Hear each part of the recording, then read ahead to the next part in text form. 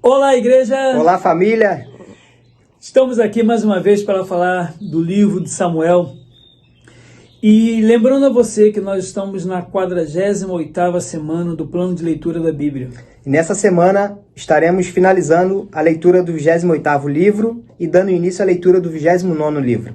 Então, lembrando que nós paramos no capítulo 20. A partir do capítulo 21, nós vamos ver Davi numa situação muito difícil diante do rei Saul. A gente vai ver que o rei Saul deixou que o ciúme contaminasse o seu coração de tal maneira que cegamente ele procurava a morte de Davi. Davi então não teve saída, ele fugiu para o deserto. O mais difícil para Davi, creio eu, era saber que ele não fez nada de errado para ser perseguido de tal maneira, com tanto ódio, pelo rei Saul. Lembrando que Davi teve duas oportunidades de matar Saul. Ali ele resolveria aquela situação do seu jeito, como muitas das vezes nós faríamos em uma situação difícil. Só que Davi não. Ele resolveu esperar e confiar no Senhor.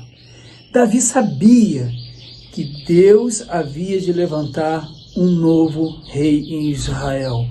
E ele falou: jamais tocarei no ungido do Senhor. A história segue então e diz a história que Saul vai à guerra contra os filisteus. Um detalhe: Deus não falava mais com Saul, nem pelos profetas, nem por sonho. Saul foi à guerra à sua própria sorte, confiando na sua própria força. Ali então tem fim a perseguição a Davi, porque Saul morre nessa batalha. E a partir de então começa uma nova história na vida de Davi.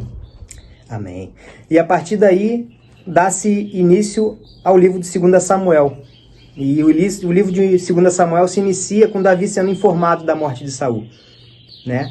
Mas Davi não recebe essa notícia com alegria. Pelo contrário, ele chora, né? Daí nós vemos o tamanho da grandeza do caráter de Davi, né? O reconhecimento pela autoridade estabelecida e a forma como ele lidar com esse luto, né? A partir daí, depois da morte de Saul, o reino de Israel fica dividido em duas partes: o reino do norte e o reino do sul. O reino do norte, conhecido como Israel, e o reino do sul, conhecido como Judá, né? Davi tornou-se rei de Judá e o filho de Saul, Isbosete, tornou-se rei de Israel. Os dois reinos travaram longas batalhas, né?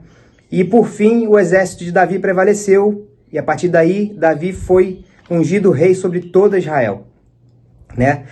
Também aprenderemos sobre um homem chamado Uzá, que foi morto pelo Senhor, porque sem autorizar a autoridade para fazê-lo, segurou na arca enquanto ela estava sendo transportada para Jerusalém, né? Também aprenderemos que o Senhor instruiu Davi a não construir um templo. Quando Davi o perguntou se era para construir, o Senhor instruiu que não era para fazer, né? O Senhor abençoou durante, né, 2 Samuel a gente aprende que o Senhor abençoou Davi abundantemente, enquanto ele governava com retidão e debaixo da autoridade do Senhor. Mas a partir daí, vemos uma outra parte do livro de Samuel, a qual o rei Davi cedeu à tentação, né, e cometeu o adultério com Betseba, né, e esse pecado levou a outro, que foi o assassinato de Urias, né, o marido de Betseba. Nós vemos que o pecado de adultério de Davi trouxe insensibilidade ao seu coração, fazendo-o perder, por algum momento, o temor a Deus, né, a ponto de cometer outro pecado, quando planejou e providenciou a morte do marido da mulher com quem adulterara, né. Durante o início da leitura desse livro, teremos grandes ensinamentos para a nossa vida, né, e que possamos estar atentos e com o coração aberto para poder aprender aquilo que o Senhor tem a nos ensinar. Uma boa leitura a todos e boa semana. Deus abençoe! Fica na paz.